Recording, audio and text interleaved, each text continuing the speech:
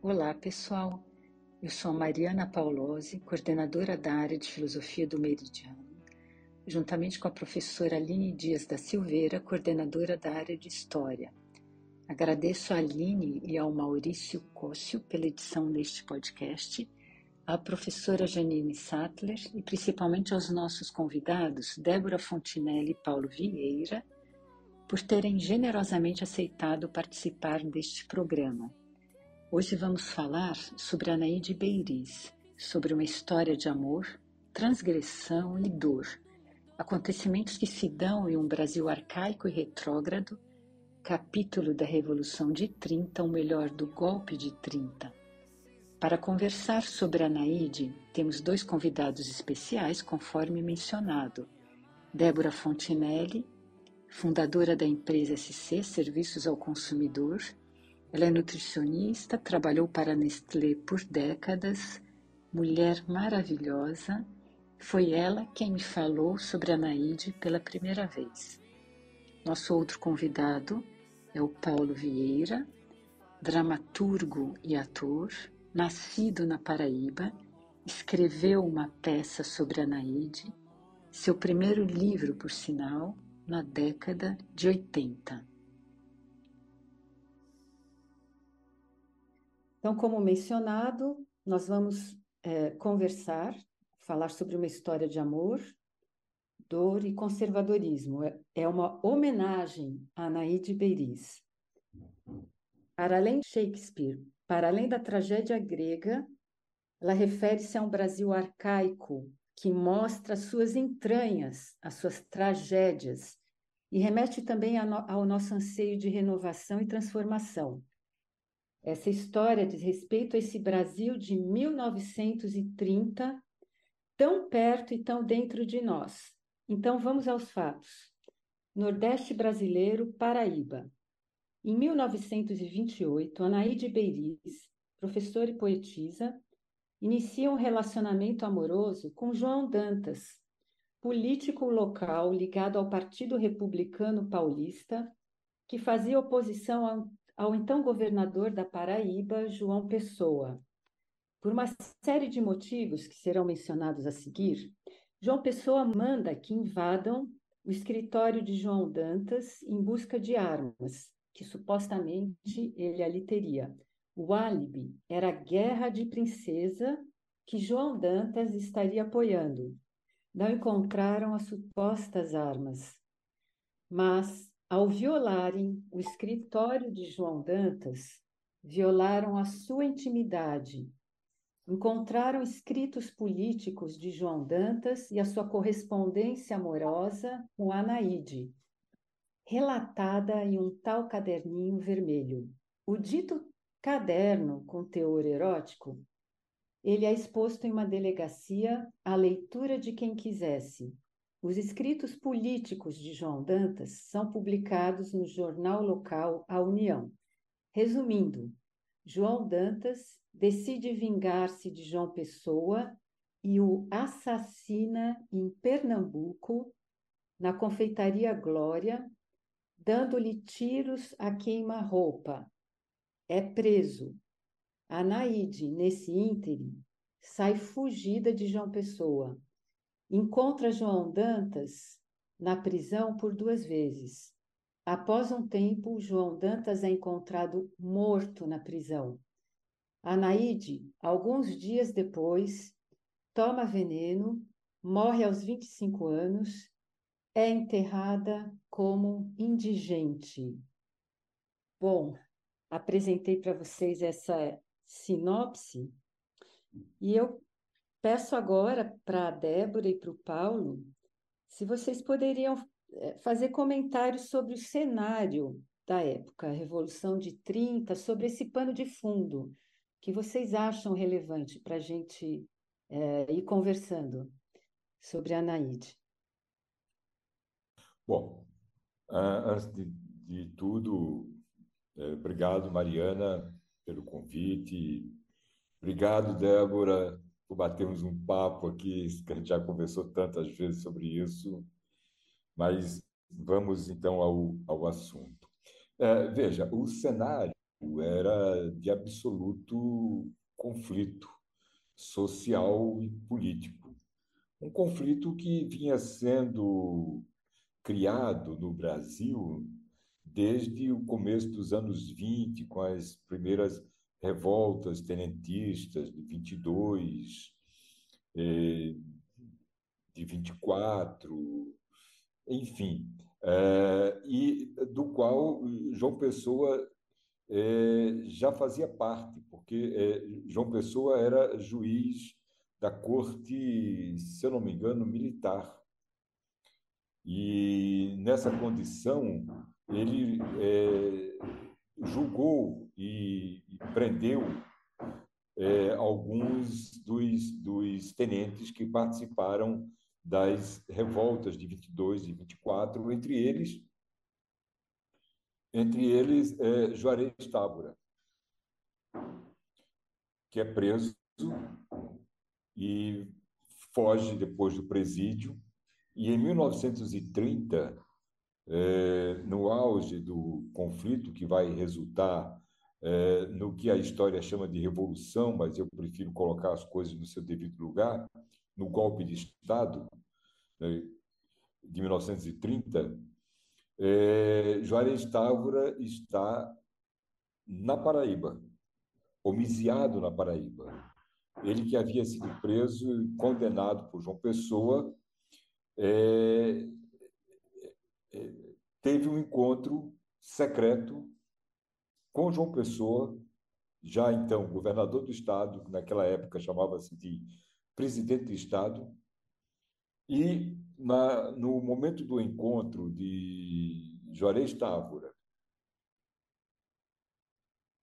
ex-condenado por João Pessoa, enquanto juiz, agora convidando João Pessoa para somar forças a o que ele chamava então de uma revolução. João Pessoa teria dito a Juarez Távora que 1000 vezes Júlio Prestes, que era o candidato do Partido Republicano, supostamente o partido mais conservador,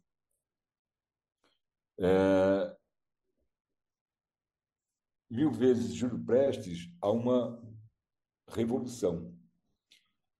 Mas a história é cheia de ironias, porque, por ironia, João Pessoa vivo era uma voz contra o golpe de Estado, repito, então chamado de revolução, e João Pessoa morto tornou-se um baluarte do golpe de Estado. Sim. Então, é a grande ironia da história. Mas o cenário nacional era absolutamente convulsivo, né, com Getúlio Vargas, ex-governador do Rio Grande do Sul, organizando uma tomada do Catete, tanto é que o lema deles era marchar do Rio Grande do Sul até o Rio de Janeiro e amarrar os cavalos lá na porta do Catete. Então, já havia uma revolta contra a política vigente, que era, então, passou para a história como a política do café com leite. São Paulo e Minas revezando-se na presidência da República, no governo do Brasil. Onde houve a quebra do pacto foi quando Júlio Prestes resolveu então sair candidato à presidência, quando pelo pacto seria um mineiro. E aí juntou-se Minas, Rio Grande do Sul e Paraíba, João Pessoa, Paraíba, Getúlio Vargas, Rio Grande do Sul. Agora, eu confesso que eu esqueço o nome do então presidente de Minas Gerais naquele momento. Se alguém tiver essa memória para mim.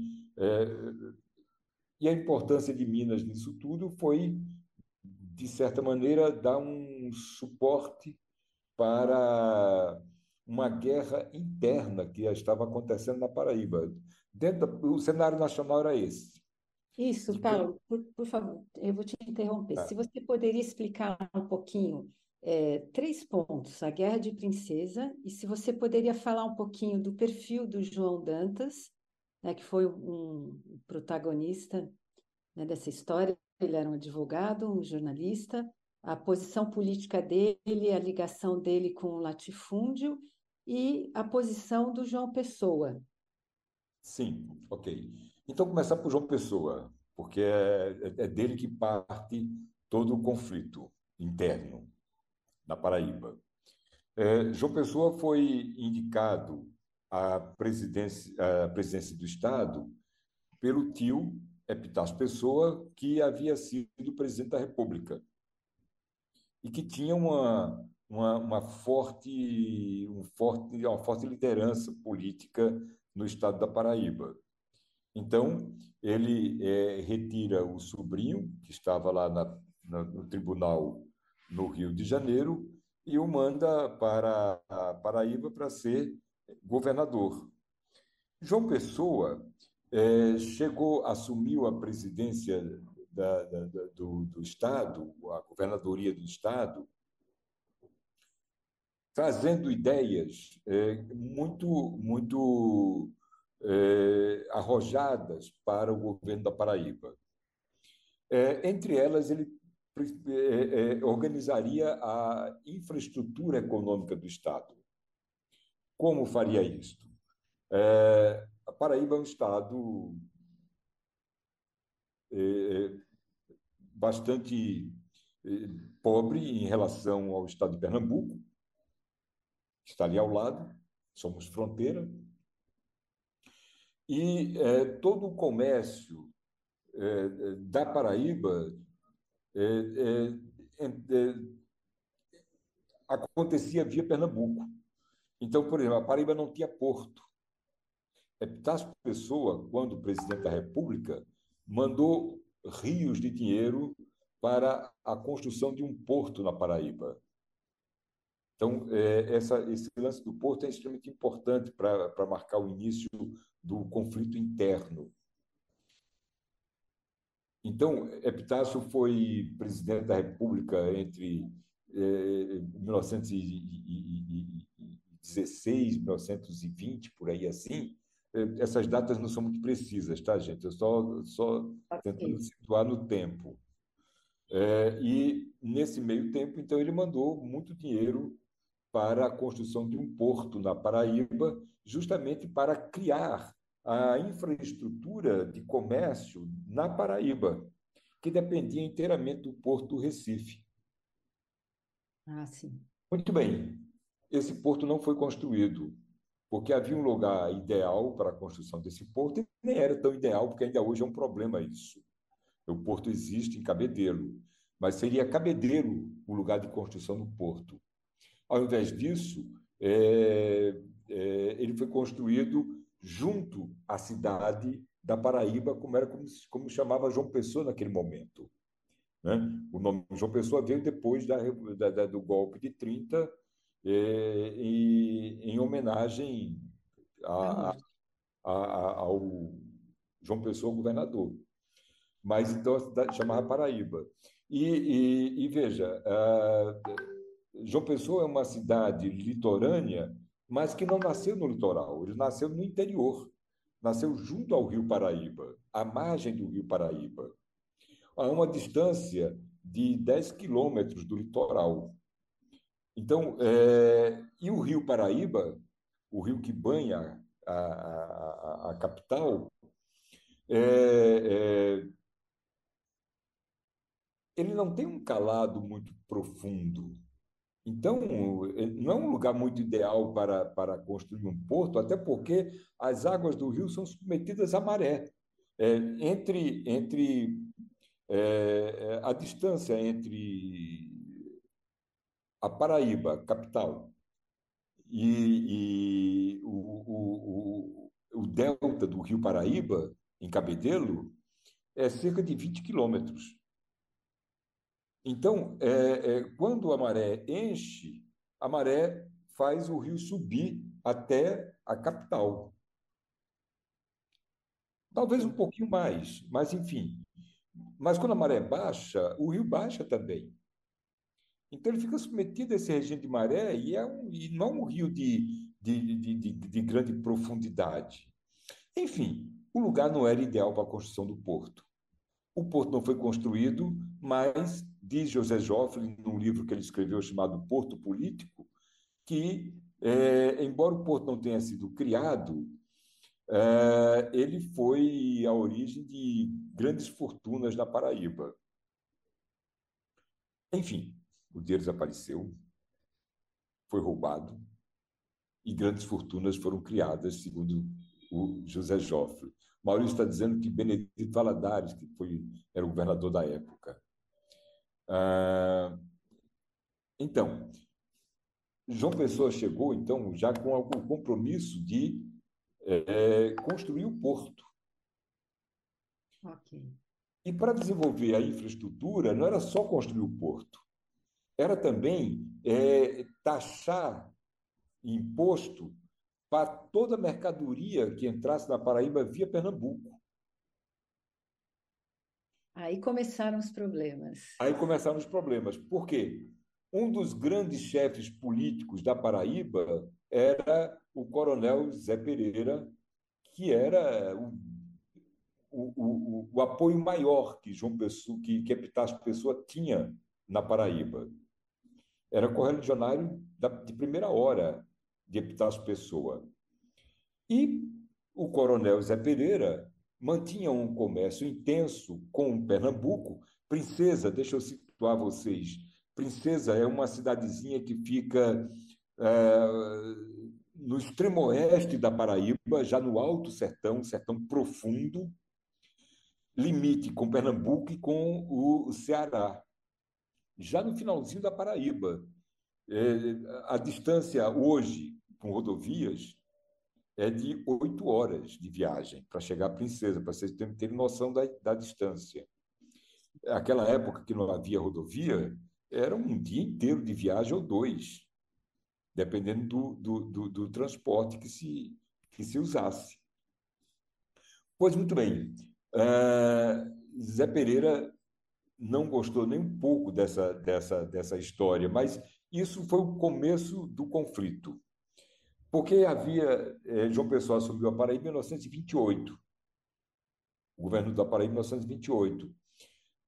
Ia acontecer eleições em 1929 e João Pessoa resolveu compor a chapa com os nomes que ele queria, não com os nomes que Zé Pereira e a oligarquia que dominava a Paraíba queria. E aí o conflito aprofundou-se ainda mais. De tal maneira que Zé Pereira resolveu, então, decretar a independência de Princesa. Princesa era uma cidade que, como eu falei, lá no sertão profundo, no oeste da Paraíba, já no finalzinho do mapa da Paraíba, mas Princesa era uma cidade muito mais rica e muito mais potente economicamente do que a própria capital. Okay. E aí o que João Pessoa fez? Cercou todas as entradas da Paraíba pelo sertão e instituiu pesados impostos para toda e qualquer mercadoria que entrasse na Paraíba via Pernambuco. A razão pela qual Zé Pereira começou, então, a chamar João Pessoa de João Porteira. Mas se fosse uma pessoa chamada João Porteira, estava ok. Não, ele resolveu decretar a independência de Princesa. Na independência e Princesa ser um Estado à parte. Uhum. Hino, bandeira, enfim, tudo. Novo. E isso foi, então, o motivo que levou a uma guerra central, a uma guerra interna entre a capital Paraíba e Princesa. Uma guerra que foi mantida durante meses. Uma guerra que João Pessoa não tinha nem recursos para manter. Tanto que ele, com a imensa popularidade que ele teve em meio da população, ele fazia campanhas. fazer campanhas de doação de metal para confecção de armas e balas, doação de joias para compra de armamentos. Secretamente, ele recebia armamentos que vinham enviados por Minas Gerais e chegavam dentro de latas de manteiga, vinha por mar. Essa era uma remessa absolutamente clandestina. E no meio de uma revolta, de uma guerra interna, estava Juarez Távora organizando o golpe no Nordeste, homiciado exatamente na Paraíba. E, como eu falei, João Pessoa foi levado a ter o encontro com Juarez Távora pelo seu secretário de segurança, que era José Américo de Almeida. José Américo de Almeida foi o cara que escreveu o primeiro romance e que criou um novo estilo na literatura brasileira, que foi A Bagaceira, que vai ser o romance que vai abrir o regionalismo nordestino, que vai abrir espaço para Zé Lins do Rego, vai chegar logo depois. Paulo, então você Oi. estava falando, né, descrevendo a Guerra de Princesa, e o João Dantas, aonde se situa aí nesse panorama todo? Você poderia dar uma Sim, contextualizada? então, entre as ações políticas que João Pessoa pretendia implantar para modernizar a Paraíba, estava o combate ao cangaceirismo e o combate ao coronelismo, que é a razão e origem do cangaceirismo. Bom, combate ao cangaceirismo, até aí ok, beleza, ninguém ia ser contra. Acontece que, quando João Pessoa resolveu estender o combate ao coronelismo, aí ele mexeu com os brios de famílias muito poderosas. Entre elas, claro, o coronel Zé Pereira, e muitos outros, Cunha Lima, famílias que ainda hoje dominam a política paraibana. Então, com isso, ele criou um poderoso inimigo interno, né? Os que davam sustentação à, à Guerra de Princesa, e essa era a razão pela qual ele tinha que se valer do povo para conseguir municiar as tropas estaduais. É, e criou também, quando ele resolve criar barreiras comerciais entre Paraíba e Pernambuco, né, quando ele resolve taxar com pesados impostos toda e qualquer mercadoria que entrasse por Pernambuco, qual era a intenção? Era desenvolver o porto na Paraíba. E não apenas as barreiras alfandegárias, mas também ele incentivava comerciantes de Pernambuco a se instalarem na Paraíba. Então, ao fazer isso, ele cria não só um conflito interno com os coronéis e principalmente com Zé Pereira, que era quem mantinha um comércio mais intenso com Pernambuco, mas também com os primos dele, os Pessoa de Queiroz, que monopolizavam o comércio entre Paraíba e Pernambuco e também eram os donos dos jornais diários de Pernambuco. Então, era uma família bastante poderosa. Ele também era de uma família poderosa, né? Afinal de contas, não foi à toa que ele foi levado a ser governador do estado.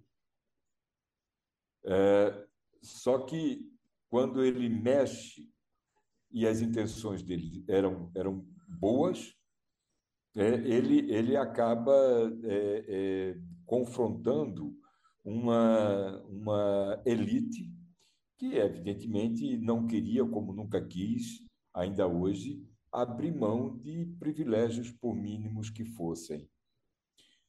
E aí ele Sim, se isola completamente na luta. Daí porque a importância da aliança liberal que ele vai criar ou participar junto com Getúlio Vargas e com então o governador de Minas Gerais. E João posição Dantas era dele. dessa casta de coronéis. Ele Perfeito. tinha, ele tinha cerca de 40 anos quando assassinou João Pessoa, mas ele era dessa caixa de coronéis. Ele era amigo, família, né? Se não ele, Latifundiária. pessoalmente. Eles eram tão próximos que o coronel Zé Pereira o chamava de Dantinha. Tá Então, bom. usava esse carinhoso diminutivo para ele. Enquanto os outros todos chamavam João Dantas, doutor João Dantas, para o Zé Pereira, ele era o Dantinha. Tá Então, bom. quando começa o conflito entre João Pessoa e Zé Pereira, obviamente que João Dantas e a família dele acabou sendo muito agredida também por João Pessoa, né? Com fazenda invadida, com irmão preso. Ele, obviamente, se tornou inimigo figadal de João Pessoa. Daí a Sim. razão. Agora, consta que esses dois homens que moravam e trabalhavam a cerca de 70 metros um do outro nunca se viram, a Então não vamos ser deixar quando claro, João o João Dantas o matou. Dantas e o João Pessoa. É, eles Ok. nunca teriam se visto pessoalmente, a não ser quando João Dantas o matou. Antes do encontro na Confeitaria Glória, Exato. do trágico encontro. Obrigada, Paulo.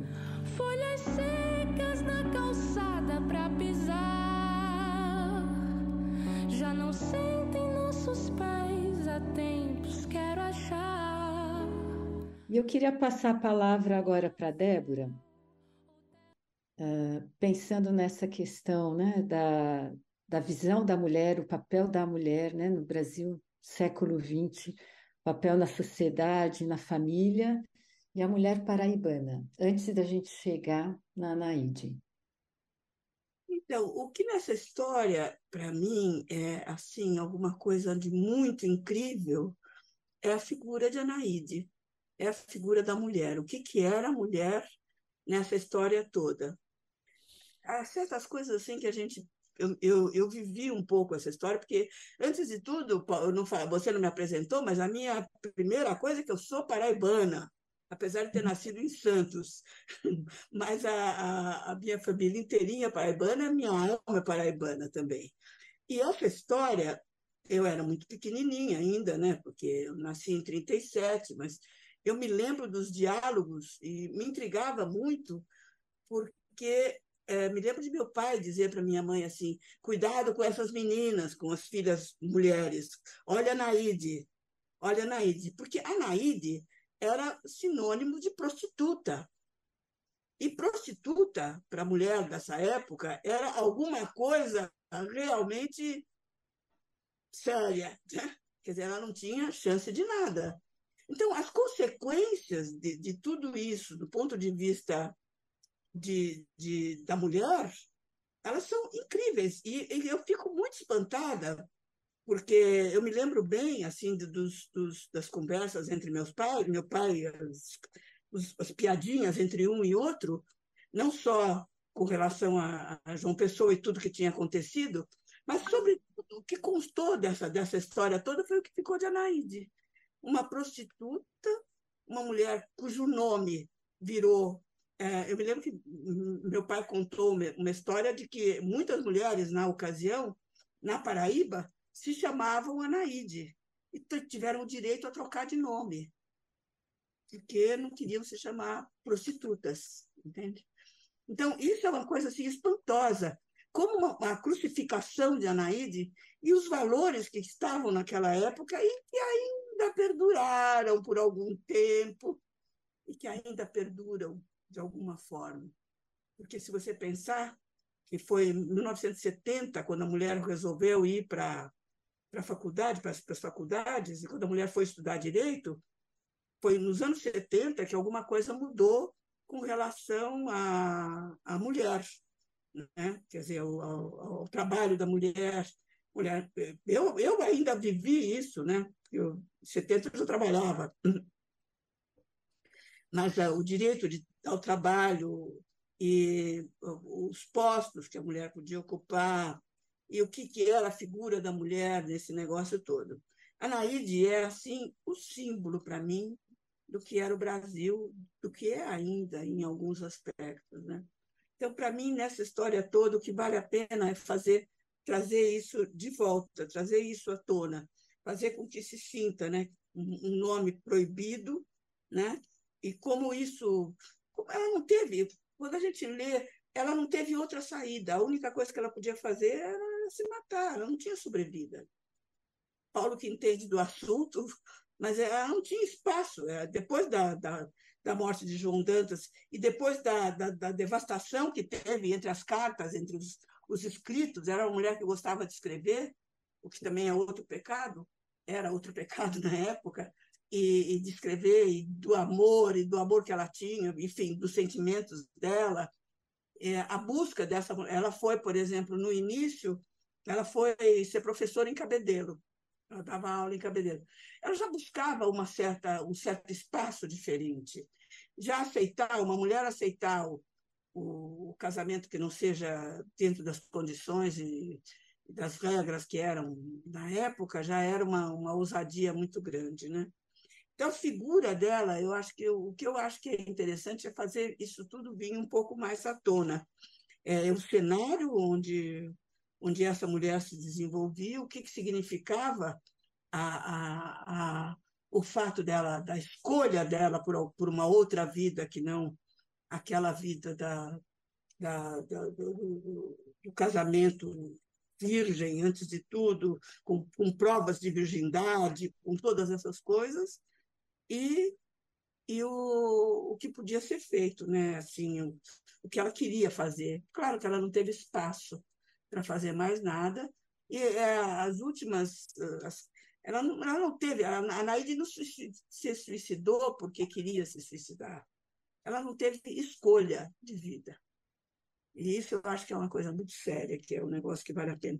Então, eu acho que essa biografia, quanto mais a gente puder puxar, foi uma pena, porque os escritos, as coisas dela e tal, ficaram poucas. Né? Eu li um livro que o Paulinho me emprestou outro dia, de textos, mas foi pouco perto do que ela tinha. Né? A, você sente como que assim, uma busca por uma manifestação, né? Que no fim virou o nome de prostituta, Anaíde. Né? E a outra coisa que eu acho também que é muito interessante é a mulher paraibana. Na década de 50, né, com a música do Luiz Gonzaga, que fez um sucesso enorme, eu já era viva naquela época, diferente de você, já era garotinha, e era aquela música assim da Paraíba, Mulher Macho, sim, senhor, e as músicas do Luiz Gonzaga, era assim nossa, e todo mundo aqui interpretava que mulher macho é lésbica, né? É uma mulher que quer ser macho. E, no entanto, eu me lembro de minha mãe muito brava, porque minha mãe mal tinha noção do que podia ser o lesbianismo, né? Não era uma coisa assim. E ela dizia que o pessoal não pegava, tanto da música como da história de Anaíde, de toda essa história, é que mulher macho é a mulher que age como macho. E dentro da história, assim, o que forma essa mulher? A mulher paraibana era uma mulher de muito trabalho, era uma mulher que encarava a terra, as coisas, né? E, e, e essa mulher macho paraibana não é uma mulher lésbica, segundo todas as coisas, é a mulher que toma uma atitude de ser, como o homem. Ela é aquela mulher que vai. E isso eu acho assim interessante, eu andei pensando aí, agora você está estudando muito a história dos marranos, né? E a gente sabe a força do marrano, que é a linha do judaica, quando a gente começa, agora se começa a perceber o que aconteceu, especialmente em Rio Grande do Norte e Paraíba, com os judeus, com os cristãos novos e com os judeus, a fuga dos judeus, essa coisa toda. E eu fico pensando duas coisas, nessa influência marrana da mulher, figura da mulher dentro dessa influência marrana, e principalmente da Índia. Eu me lembro que eu via nas histórias da família como o meu avô e outros tantos, como eles escolhiam as terras onde eles iam plantar tal coisa, tal região. Em geral, havia uma aldeia pequena, uma aldeia índia ali. Eles se decidiam, juntavam, iam para aquele lugar, destruíam inteiramente a vida do índio, a aldeiazinha índia, queimavam tudo, esperavam um período de uns 40 dias para que a terra absorvesse todas aquelas coisas, e lá eles iam plantar, iam fazer as plantações, né? E consta na história da minha família que meu avô, sei lá, não sei se foi meu avô, provavelmente um ancestral, teria feito, teria feito como todo se fazia, ido até lá, e na hora que ele voltava, porque eles matavam todos os índios, não podia deixar nenhum vivo para poder pegar a terra. E quando ele ouve, quando ele está saindo da aldeia, ele ouve um choro de criança. E aí ele volta e vai lá e tem uma índiazinha dos 4, 5 anos, mais ou menos. E aí ele, claro, ele ia matar a índia, mas quando ele olhou no rosto da índiazinha, ele não teve coragem. Então ele pegou a índia, botou na sela do cavalo com ele, levou e criou essa índia. E essa mulher teria sido a que se chamou a dona do olho d'água, a mulher que teve 7 filhos homens, também é uma coisa meio, parece assim, um pouco, né? É bonito a história, né? E que teria cuidado e feito muita coisa por lá. Por quê? Porque as tribos de índios que foram dizimadas, desfeitas e que acabaram, muitas dessas tribos tinham mulheres assim, mulher macho, sim senhor, como diz a música do... Então, essas coisas todas, eu acho que trazer isso à tona é um negócio assim que vai trazer muitos elementos, porque essas histórias elas ficaram totalmente apagadas, né? Pois eu pergunto, outro dia perguntei para minha neta, logo no começo, assim, eu estava lendo sobre a Naíde, eu falei para ela, você sabe quem foi a Naíde? Ela estava estudando história. Ela falou, quem? Eu falei, a Naíde. A Naíde? Ah, não sei. Aí perguntei para ela, e ímen? Você sabe o que é ímen? Aí ela falou, ímen, acho que é uma membrana, uma coisa assim, né, vó?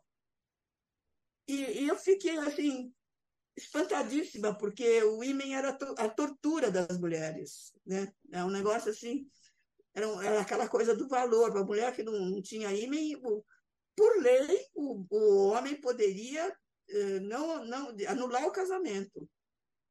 Uma coisa relativamente recente. Então, essas coisas todas eu acho que vale a pena trazer essa figura dessa mulher, e pegando, até certo ponto, a música do Luiz Gonzaga, com Mulher Macho, sim senhor. A mulher macho é a feminista de hoje, que tem consciência dessas coisas todas e que luta por uma mudança nisso tudo, né? Sei, assim, uma visão bem, cada um desses itens tem um mundo de coisas para mexer.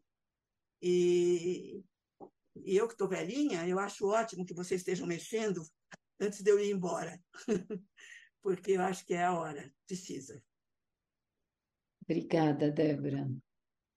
E Paulo, como que a Anaíde entrou na sua vida? O que você escreveu, né, um livro? Você poderia nos contar um pouco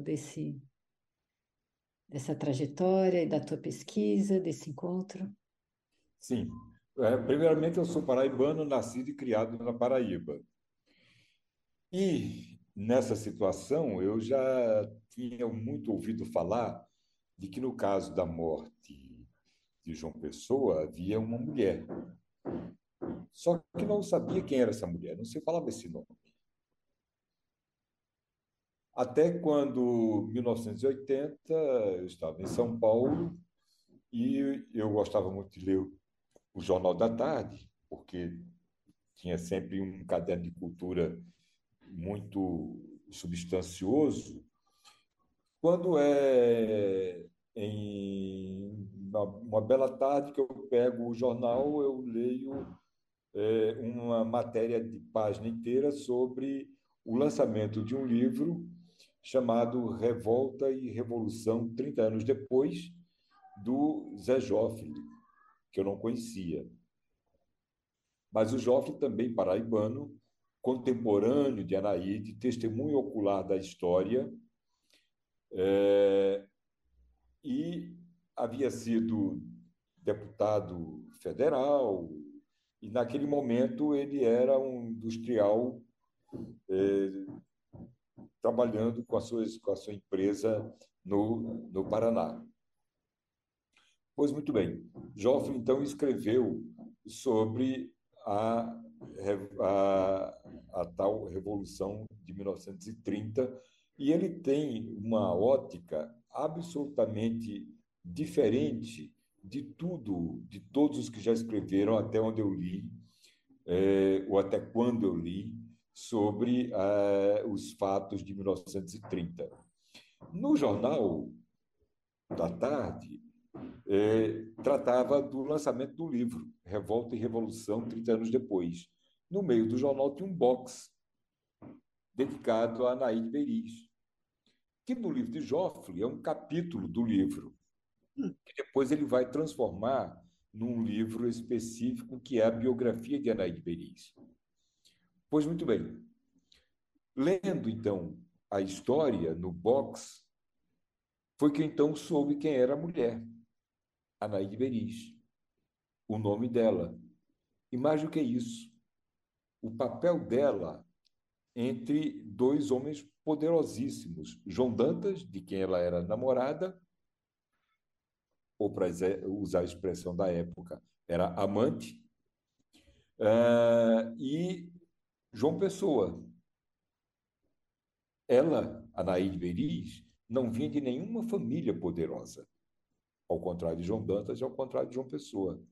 Quem era Anaíde? Uma poeta, uma escritora muito jovem, uma mulher muito bonita, absolutamente moderna, de tal modo que Joffre disse, se ela tivesse tido chance de viver, ela seria uma Patrícia Galvão, a Pagu do modernismo de São Paulo.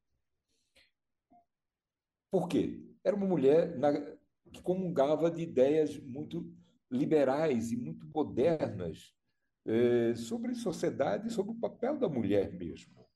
Não era uma feminista ao modo como é hoje. Eu diria que ela era uma protofeminista. Mas talvez, suponho eu, porque isso não aparece nos poucos escritos dela, suponho eu que de um feminismo avant la lettre, quer dizer, sem consciência de classe, vamos dizer assim.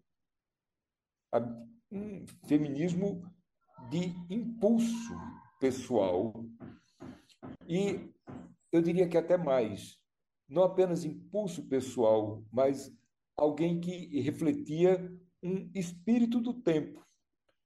Ou seja, no momento em que as mulheres começavam a tomar consciência da opressão em que viviam e a tentar criar mecanismos de resistência a essa opressão. Por exemplo, Anaíde usava o cabelo, um corte à Lagassone. O corte à Lagassone era o corte das prostitutas, identificado como o corte das prostitutas francesas. As mulheres não usavam cabelos curtos. Anaíde usava blusas de manga curta. As mulheres não expunham os braços nus na rua. Anaíde frequentava saraus. E não apenas isto, ela escrevia poesias que eram de uma. Não sobrou muita coisa, na verdade. O que sobrou são coisas que a gente pode tomar como exemplos para formar uma ideia de quem era essa pessoa. Por exemplo, um dos poemas dela, absolutamente modernista, de tal maneira que eu não tenho muita leitura dos modernistas de São Paulo, mas os poucos que eu conheço não tem um poema tão arrojado como esse de Anaíde, por exemplo, que eu vou dizer para vocês. É um dos poucos que sobrou.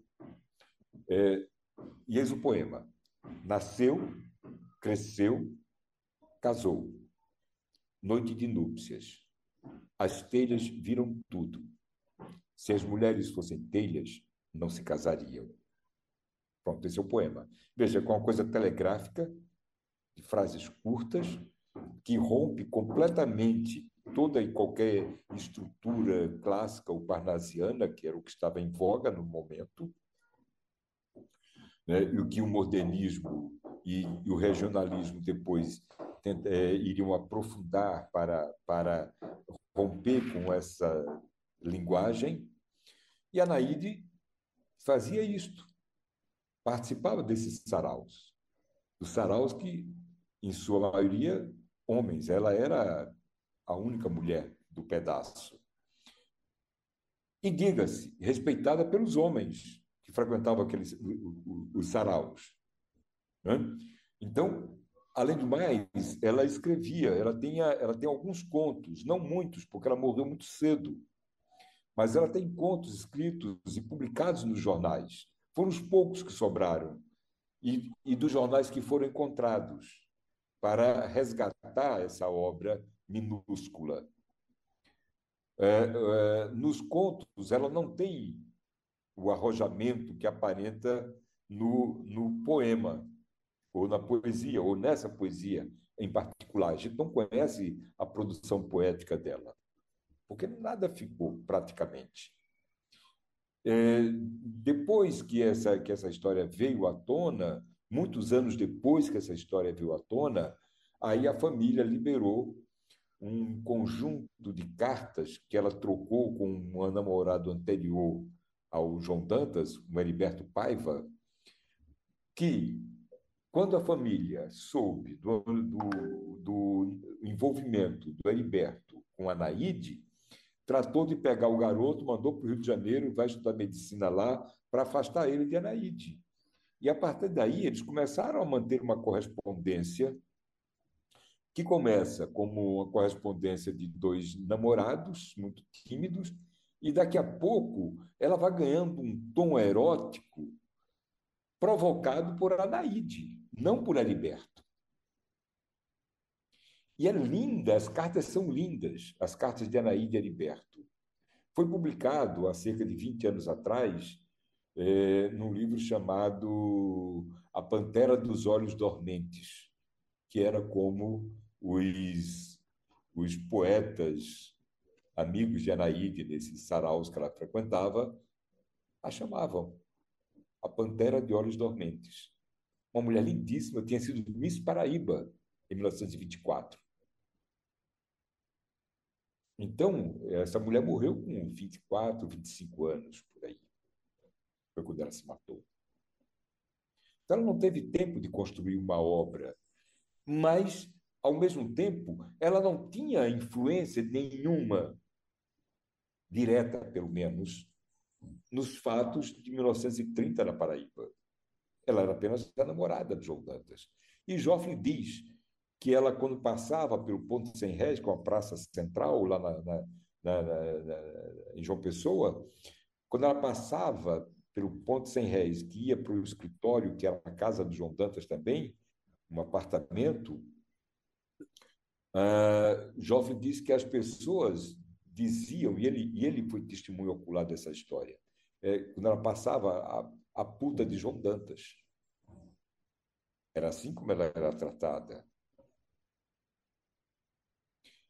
E por que essa mulher desapareceu? Por que o nome dessa mulher desapareceu? Ela não apertou gatilho, ela não ameaçou ninguém, Tem mais 10 minutos, o Maurício está dizendo. Ela não ameaçou ninguém, ela não apertou gatilho, ela não escreveu uma única linha contrária a João Pessoa, ou que, pelo menos, não há vestígio disso. Entretanto, ela era a real expressão de uma luta por liberdade real, né? Não por um golpe de Estado, não pela troca de comando de um homem por outro homem, mas de uma liberdade que era muito mais extensa, a liberdade de ser das mulheres. Se ela tinha consciência dessas coisas, eu não sei. E eu quero crer que não. Pelo momento que ela vivia, pelo lugar em que ela vivia. Porque, veja, a Paraíba, em 1930, era uma província. Para você ter ideia, hoje, João Pessoa é tido como uma cidade de praias lindas, de águas calientes, beleza. Só que em 1930, ninguém ia para a praia, ninguém morava na praia. Tambaú era uma vila de pescadores, onde o Juarez Távora estava amisiado. Na verdade, a Paraíba veio descobrir as praias que tinha na década de 70, 40 anos depois. Então, era uma cidade minúscula, ali, interiorana. Ela não tinha muitas companheiras, digamos assim, com quem trocar certas ideias. É o que eu suponho. Posso estar absolutamente enganado, mas Paulo, até agora não surgiu Paulo, nada. Oi. vou te interromper, tem uma pergunta. Você poderia fazer alguns comentários sobre o tal do caderninho vermelho, sobre a troca, ah, sobre a correspondência, né, entre Sim, Anaíde e João Dantas? O sim, sim. conteúdo, né, e o modo como esse caderno foi exposto. Então, essa poesia que eu falei agora estava no caderninho. E ela só foi conseguida. Poucas coisas foram copiadas, né? Porque o que acontece é o seguinte: no auge da guerra interna entre Paraíba e Princesa, João Dantas, João Pessoa e o Coronel Zé Pereira, eh, João Dantas escrevia artigos virulentos contra João Pessoa, virulentos mesmo, absolutamente desrespeitoso e agressivo. Era o tom dos artigos de João Dantas. Ah, João Pessoa, ele nunca, ele nunca assumiu isso, nem Zé Américo, que era o secretário de Justiça de João Pessoa, assumiu isso em momento algum, o secretário de Segurança de João Pessoa não assumiu isso, mas somente dois homens podiam autorizar a invasão do apartamento do escritório de João Dantas, que era João Pessoa e José Américo. No dia da invasão do escritório de João Dantas, Zé Américo estava no sertão. Ou seja, essa história de fugir para não ser responsabilizado pelo golpe não é de agora. Sabe? A história se repete. Então, e aí isso deu a Zé Américo o álibi de dizer: não, não fui eu que mandou fazer isso. Claro, se não foi ele, você foi João Pessoa. E, por outro lado, João Pessoa só faria através de Zé Américo, que era o seu secretário de segurança. Enfim, ninguém assumiu a responsabilidade. A gente já viu isso recentemente.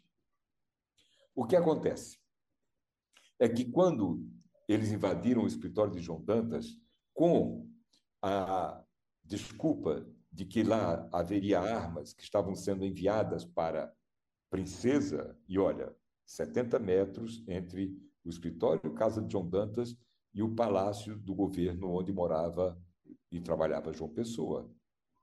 Ele não iria ter armas ali dentro. Claro que não. Não tem nem como isso chegar numa cidade que, em peso, idolatrava João Pessoa e apoiava João Pessoa. Claro que isso foi uma desculpa esfarrapada. Quando eles invadiram o escritório, arrombaram o cofre, encontraram lá dentro um caderninho vermelho. Esse caderninho vermelho existiu. É fato. Ninguém sabe se ele existe ainda. Mas dele saíram alguns poucos poemas de Anaíde Beriz. Né? Poemas como esse, que eu mostrei para vocês agora. E esse caderno tinha uma particularidade, uma peculiaridade. João Dantas e Anaíde registravam as sensações em forma de poesia, as sensações eróticas que tinham quando fodiam. Simplesmente isto.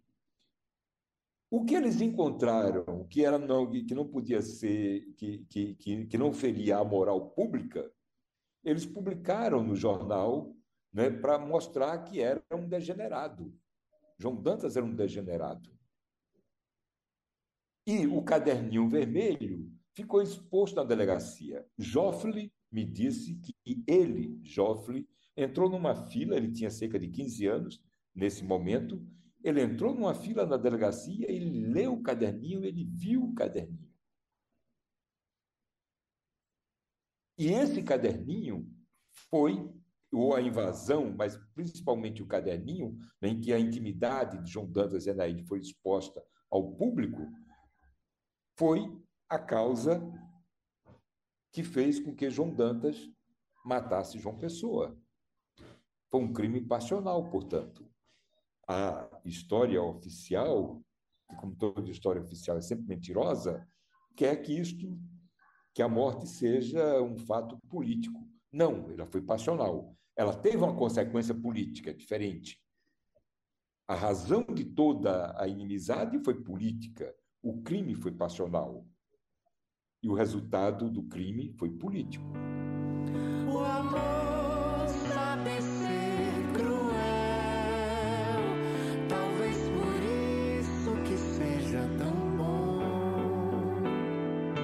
tão além de toda tola história de bem e de mal, ou do dia melhor de amanhã, de depois do juízo final.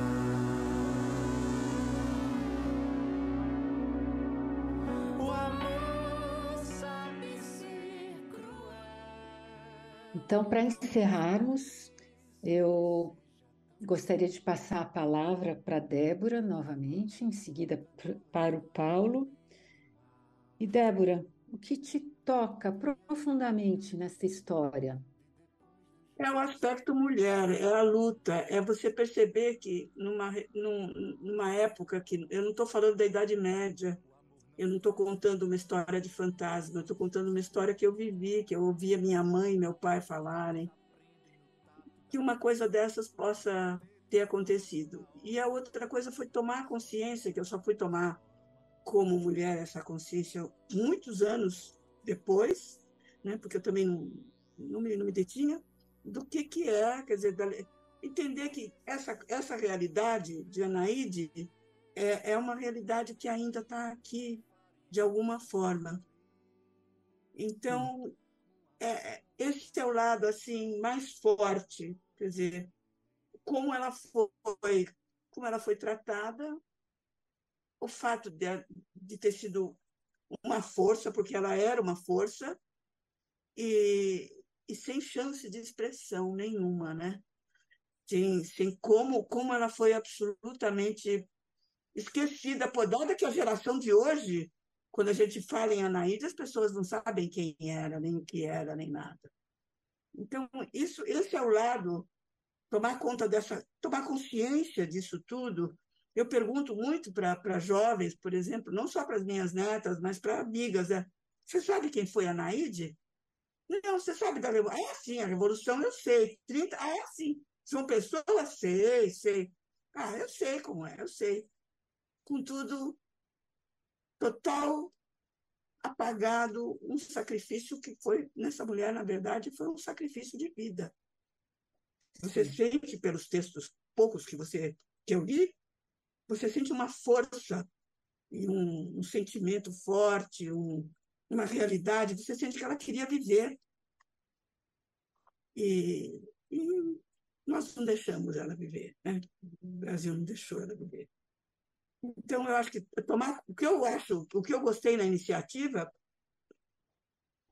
foi justamente passar essa consciência. Eu vou ficar muito feliz pensando que nas escolas se vai ensinar isso. Quando se fala em história, se vai falar de Anaíde, que as mulheres vão tomar consciência disso, as meninas, né? Não vão estar tão preocupadas com tanta coisa como com a força dessa mulher e com o sentimento dessa mulher. Isso, para mim, é o lado mais interessante. Todo o panorama histórico, eu babo cada vez que eu ouço ouvir o Paulo falando, eu estava aqui em êxtase, né? Pensando nessas coisas todas. E eu acho que a iniciativa de vocês vai contribuir para pôr isso mais na consciência das pessoas, né? Esse é o lado que me toca mais. Obrigada, Débora. Graças à tua colaboração. E então, o que eu acho impressionante é que a gente vê de uma maneira muito forte, né? Esse anseio, é um anseio de vida, né? De realização, de liberdade, e que ah, termina, e o destino, né? De Anaíde é o oposto, né? A gente se depara, então, com o sacrifício dela, né? É algo muito impactante. E, Paulo, o que que te toca profundamente, mais profundamente nessa história? Porque Anaíde sou eu. Que ótimo. Era esse sentimento que eu tinha quando, em 1982, quando eu escrevi a peça, a Anaíde, que só veio a ser montada 10 anos depois, em 92, o Fernando Teixeira, eu era uma espécie de enfant terrible da, da Paraíba, sabe? Num momento em que isso não era uma coisa pensada. Era o meu modo de ser. Eu era um cara de teatro, queria fazer teatro, queria escrever. E as coisas que eu fazia punham, me colocavam numa situação muito delicada, de perseguição, de perseguição, eh, Oral. de perseguição dentro da universidade, fora da universidade, pelo próprio exército, inclusive.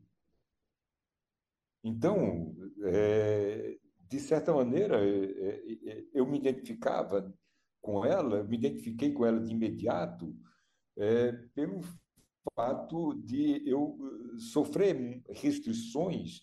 E eu era um menino, era um garoto, eu tinha 20 e poucos anos quando essas coisas aconteceram. Então, quando eu me deparei com essa história, eu também estava num momento em que eu queria construir uma dramaturgia.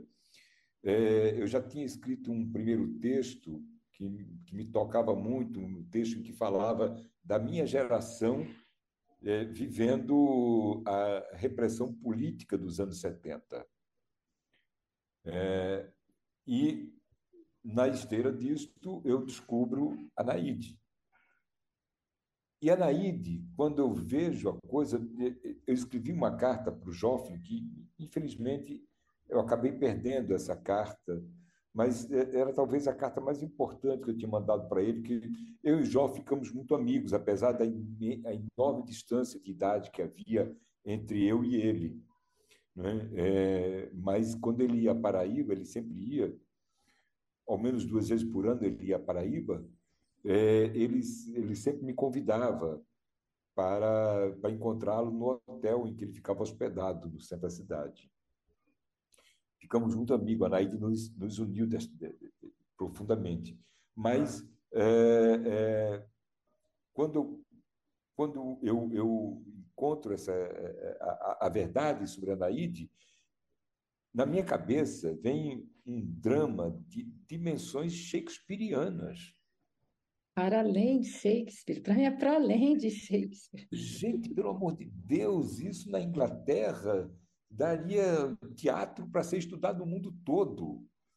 Não que a minha obra tenha essa, essa, essa dimensão, mas o drama em si é de uma grandeza, sabe, teatral tão intensa que imediatamente eu me senti seduzido a escrever sobre a Anaíde. Só que a Anaíde que está lá na minha peça não é a Anaíde de 1930, porque essa não existe mais, né? Não é aquela Anaíde sou eu, é o que eu digo quando eu escrevi para o programa da montagem da peça, dirigido por Fernando Teixeira, emulando a mulher de 30 anos, Balzac, que ele diz Madame Bovary, c'est moi.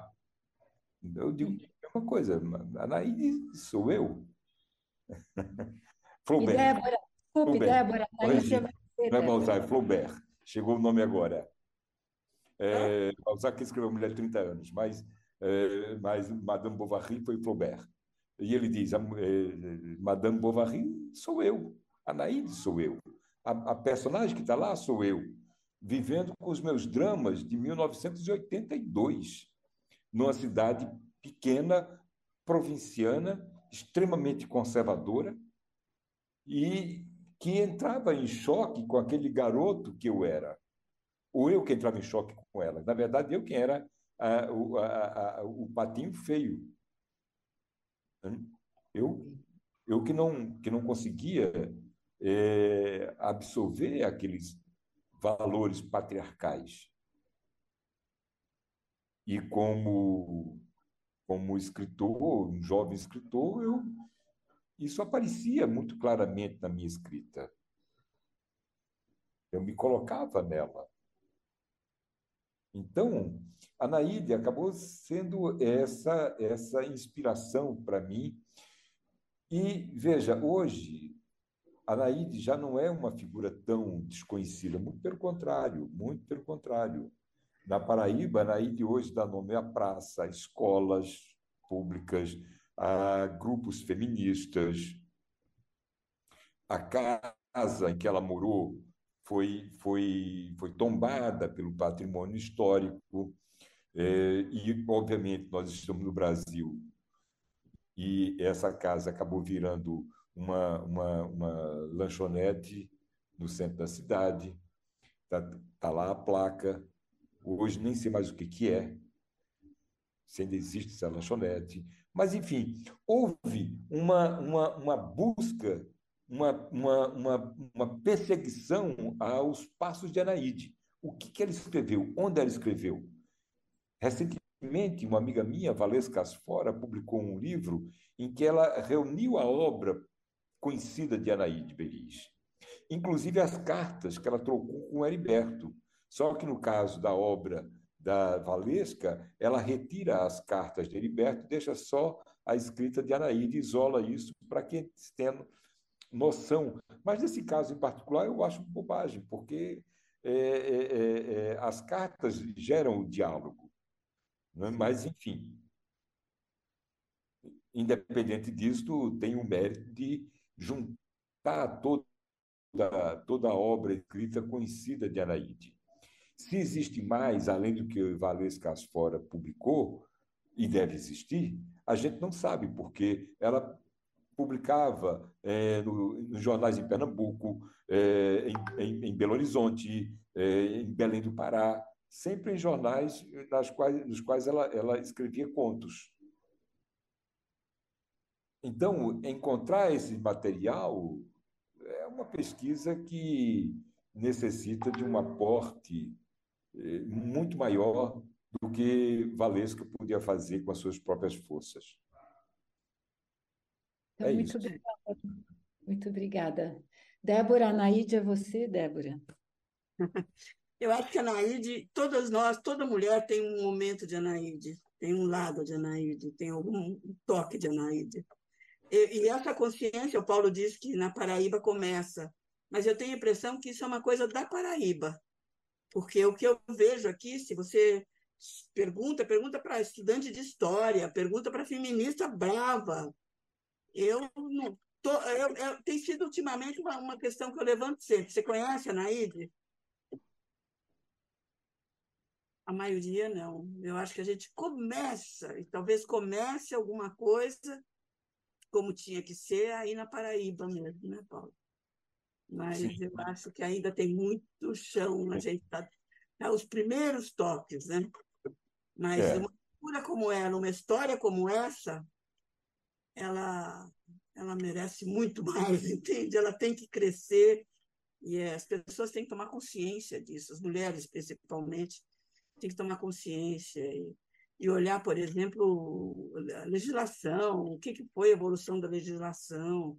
Eu sei que tem um grupo de juristas, de mulheres, né, que tem feito um trabalho, tem lutado muito, com muita dificuldade, mas é muito pouco que a gente consegue andar, perto do que tem que andar, né?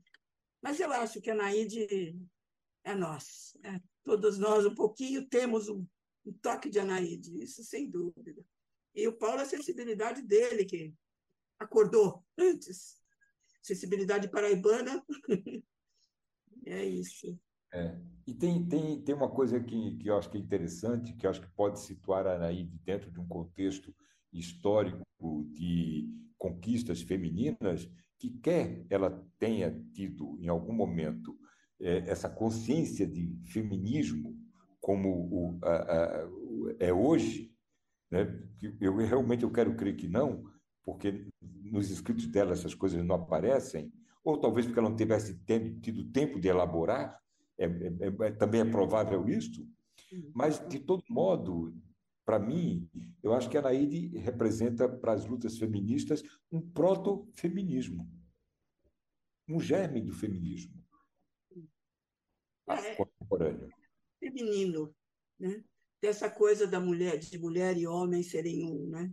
Essa coisa, assim, não é uma luta, não é uma luta contra, é um Não. crescimento, é uma coisa de força para crescimento. E eu acredito nisso, eu acho que sim, acho que tem que deixar. Né?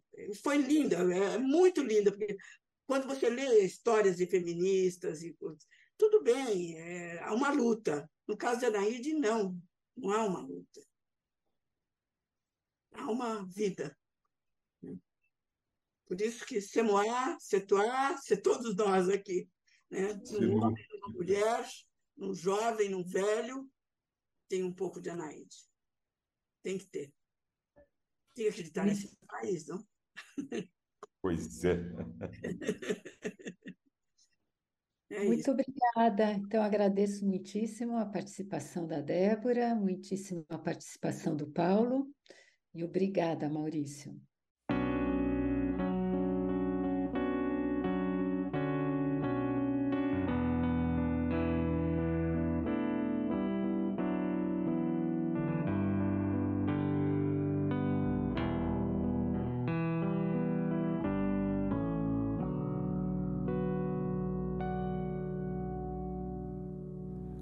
O sentido do amor é não querer fazer sentido pra agradar quem diz que deve ser.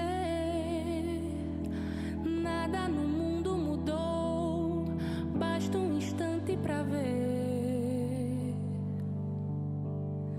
Folhas secas na calçada pra pisar, já não sentem nossos pés há tempos. Quero achar alguém que não queira o céu ou tela pra nos limitar. O amor sabe ser cruel, talvez por isso que seja tão bom, tão além de toda tola história de bem e de mal, ou do dia melhor de amanhã, de depois do juízo final.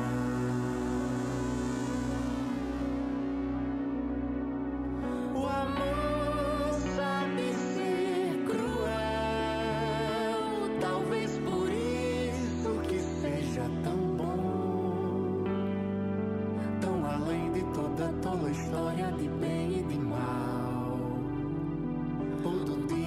melhor de amanhã, de depois do juízo final.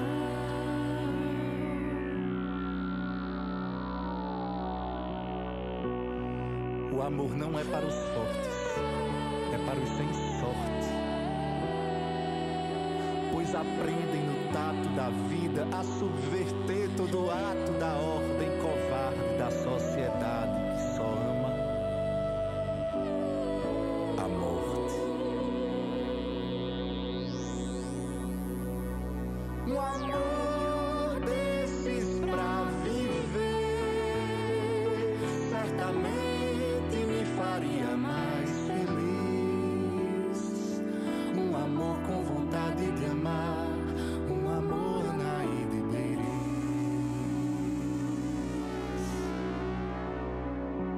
Um amor desses pra viver certamente